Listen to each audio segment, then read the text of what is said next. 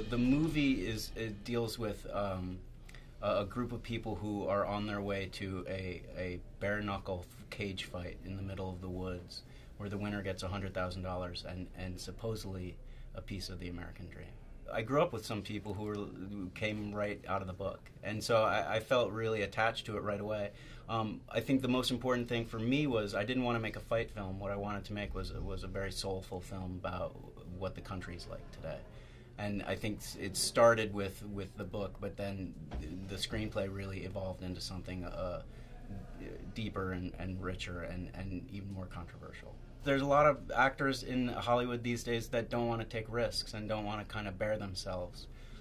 They don't want to play flawed characters, and so it was about finding people who really wanted to live in front of the camera. I think all these characters are in the same kind of position. They're all just barely surviving, you know, scraping along and just managing to kind of keep it together. But he's faced with a dilemma. His family are kind of falling apart in a way.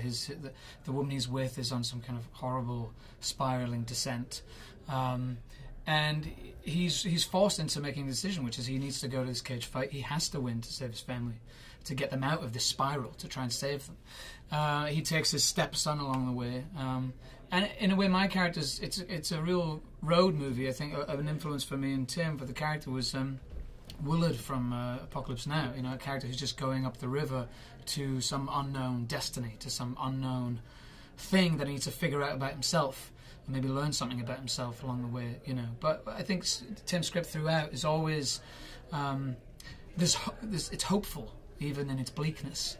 But there is a consequence and a price that I think all these characters have to pay ultimately. But that's what you have to do if you want to survive. It was all in the writing. It was on the page. It was, you know, getting to play someone who's not one thing, you know, like Jamie said. It was nobody was all good and all bad. I played Delia, who's somehow related to Frank here, and you know, she's in she's got a hard life and has. You know, it's a shitty circumstance, but I think she's one of the most kind of angelic, beautiful characters I've ever had the opportunity to play. I really just loved her. I kind of go from one film to the next where physicality is a necessity. So, for me, it's just another variation of something else I've done. So I'm kind of always. He was like 20 pounds heavier. He was a lot bigger. Yeah. It's exhausting, you know. I think, as Tim mentioned, you know, it just so happens that the journey is to a fist fight tournament. Could have been anything. I think that's an allegory. It's a bigger thing. I don't think it necessarily is what the film is about ultimately.